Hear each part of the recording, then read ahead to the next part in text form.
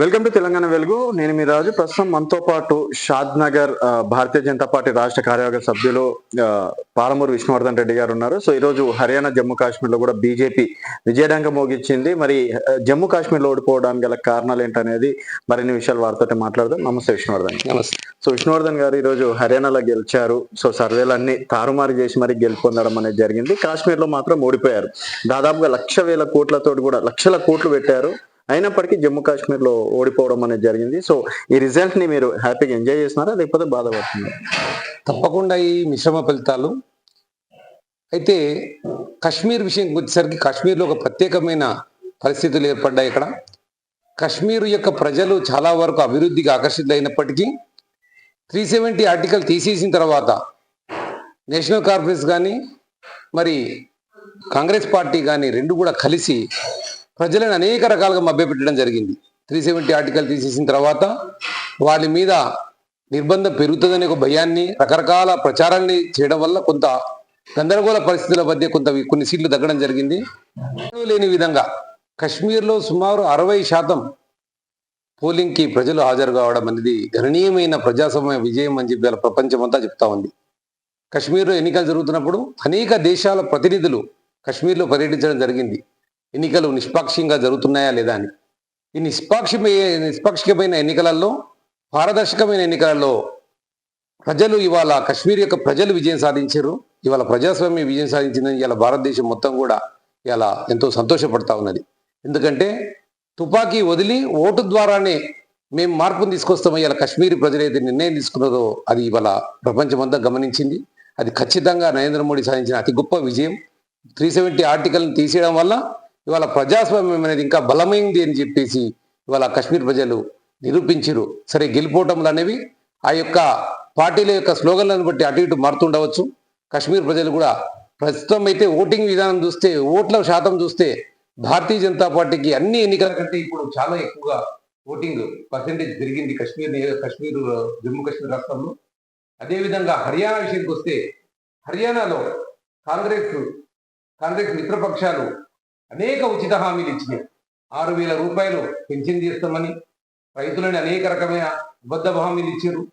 రైతు పోరాటాలని చెప్పి రైతులందరినీ పక్కదోవ పట్టించే ప్రయత్నం చేశారు. కానీ ఇవాళ రైతాంగం కానీ ప్రజలు కానీ వీరి యొక్క మాటల్ని వినకుండా, వారి యొక్క అబద్ధాన్ని వినకుండా ముచ్చటగా మూడోసారి ఇవాళ నరేంద్ర మోడీ యొక్క వారసుల్ని ఇవాళ హర్యానా రాష్ట్రంలో కూర్చోబెట్టడం జరిగింది. కాబట్టి ప్రజాస్వామ్యంలో జరుగుతున్న మార్పులకి భారతదేశం మొత్తం ఒక సంకేతం అనుకోవచ్చు. ఎందుకంటే అంతకుముందు జరిగిన కొన్ని రాష్ట్రాల ఎన్నికలలో కాంగ్రెస్ ప్రభుత్వము 5 గ్యారెంటీలు 6 గ్యారెంటీలు అనేక రకమైన ఉచిత హామీ ఇచ్చి మోసం చేయడం వల్ల ఇప్పుడు జరగబోయే ఎన్నికలలో రాబోయే రాష్ట్రాలను ప్రజలు గమనిస్తా ఉన్నారు. ఆ ప్రభావాన్ని ఇప్పుడు కాంగ్రెస్ పార్టీ చూస్తూ ఉంది. రానున్న రోజుల్లో ఖచ్చితంగా ఈ జమ్మూ కాశ్మీర్లో పెరిగిన ఓట్ల శాతం కావచ్చు, ఈ హర్యానాలో దక్కిన 3వసారి హ్యాట్రిక్ విజయం కావచ్చు, భారతదేశం మొత్తం కూడా మరొకసారి నరేంద్ర మోడీ యొక్క ప్రభుత్వాన్ని 4వసారి ఎన్నుకోవడానికి ఒక ముందడుగు పడతా ఉందని చెప్పి అలా నిశ్చిత అభిప్రాయంతో ఉన్నారు. సో ఇప్పుడు తెలంగాణ విషయానికి వస్తే అండి, హైడ్రా తోటి కాంగ్రెస్ పార్టీ విధ్వంసాలు సృష్టిస్తున్నారు అని చెప్పేసి అంటున్నారు. కాకపోతే మీ బీజేపీ నేతల్లో ఏ ఒక్కరు కూడా సరిగ్గా లేరు. కొందరు రఘునందన్ రావు లాంటి వాళ్ళు సపోర్ట్ చేస్తే ఈటెల రాజేందర్ లాంటి వాళ్ళు వ్యతిరేకిస్తున్నారు.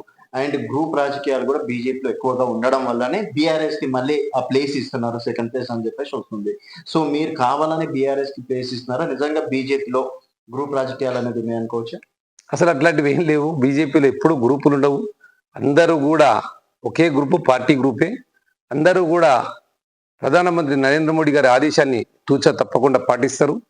ఇవన్నీ కూడా పత్రికలు లేకపోతే పడరాని రాజకీయ పక్షాలు చేస్తున్న ప్రచారం. హైడ్రా మీద అందరికీ ఏకాభిప్రాయం ఉంది.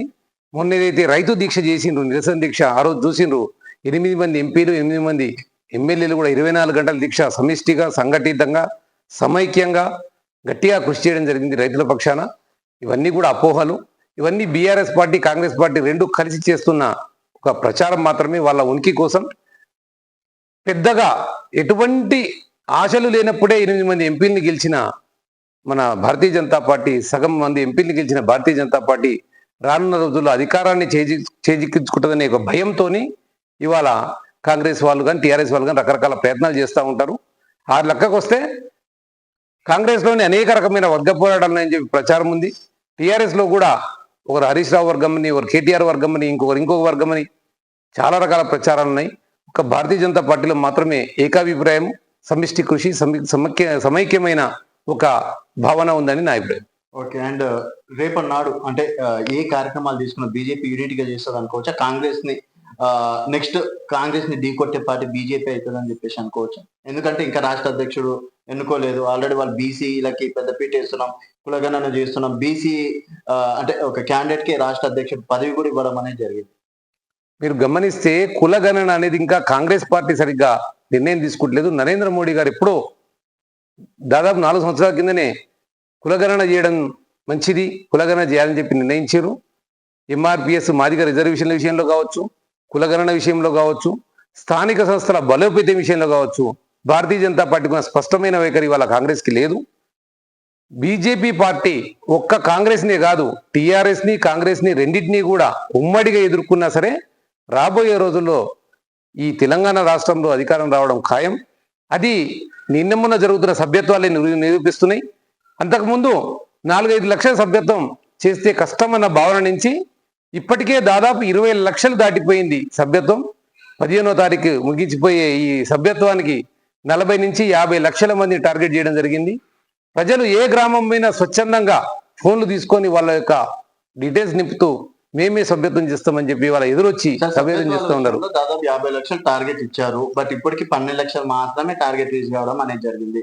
సో 50% కూడా రీచ్ కాలే. అంటే బీజేపీని వ్యతిరేకిస్తున్నారు అని చెప్పేసి అనుకోవచ్చు కదా. గత సభ్యత్వాల్లో 5 లక్షలు కూడా లేవు. అది ఇప్పటికి 12 లక్షలైంది. ఇంకా రానున్న 3-4 రోజులు 20 లక్షలు దాటిపోతుంది. మీరు 12 లక్షలు దాదాపు గత 3-4 రోజుల కిందట ఈ విషయం చెప్తున్నారు.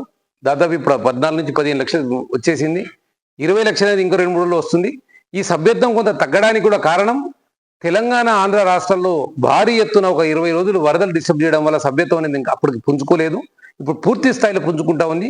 50 లక్షలకి రీచ్ కావడం అనేది పెద్ద సమస్య కానే కాదు. సో ఇప్పుడు హర్యానా రిజల్ట్ కావచ్చు, జమ్మూ కాశ్మీర్ రిజల్ట్ కావచ్చు, రానున్న మహారాష్ట్ర కావచ్చు, జార్ఖండ్ ఎన్నికల్లో ప్రభావం చూపే అవకాశం ఉంటుంది అనుకోవచ్చు.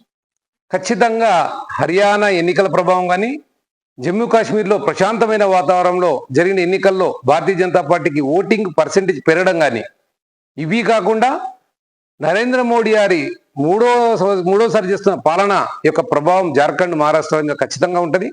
ఖచ్చితంగా రాబోయే రోజుల్లో ప్రతి రాష్ట్రం కూడా భారతీయ జనతా పార్టీని గెలిపించడానికి ఉత్సాహంగా ఉన్నారు ప్రజలు అని చెప్తున్నారు. ఇప్పుడు షాద్నా నియోజకవర్గంలో మేము అన్ని సక్సెస్ఫుల్ గా చేస్తున్నాం. రైతు రుణమాఫీ కావచ్చు, 500 సిలిండర్ కావచ్చు, తర్వాత 200 గృహజ్యోతి కావచ్చు. సో సక్సెస్ఫుల్ గా జరుగుతుంది అనుకోవచ్చు.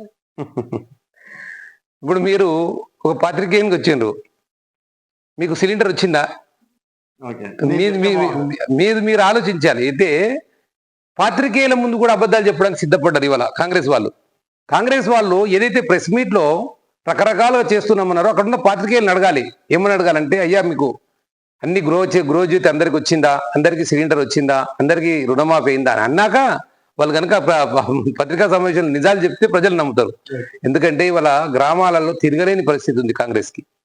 సిలిండర్లు కానీ, సగం మందికి కరెంటు బిల్లు వస్తుండడం కానీ, ఇంకా సగం మందికి రుణమాఫీ కాకపోవడం కానీ, ఇంకా అనేక మంది మహిళలు ఇవాళ గ్రామాల్లో పోతే మాకు 2,500 రూపాయలు పింఛన్ ఇస్తామని ఇయ్యలేదని చెప్పి కానీ, కొత్త రేషన్ కార్డులు కానీ, పెద్దవాళ్ళకి, ముసలి వాళ్ళకి, వృద్ధులకి 4,000 రూపాయలు పింఛన్ చేస్తామని కానీ, యువకులకి, చదువుకున్న యువకులకి నెల నిరుద్యోగ భృతి ఇస్తామని అబద్ధం చెప్పడం కానీ, ఆడపిల్లలకి స్కూటీలు ఇస్తామనడం కానీ, ఎన్నో రకాల హామీలు అబద్ధాలు చెప్పి అధికారంలోకి వచ్చారు.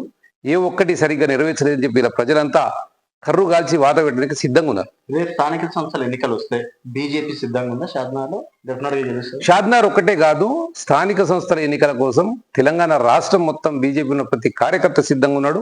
బీజేపీని గెలిపించడానికి ప్రజలు కూడా సిద్ధంగా ఉన్నారు. ఓకే అండి, thank you so much. So రానున్న రోజుల్లో మాత్రం భారతీయ జనతా పార్టీదే పెద్దపీట అని చెప్పేసి పాలమూరు విష్ణువర్ధన్ రెడ్డి గారు అంటున్నారు. ఇది పాలమూరు విష్ణువర్ధన్ రెడ్డి గారితో స్పెషల్ ఇంటర్వ్యూ.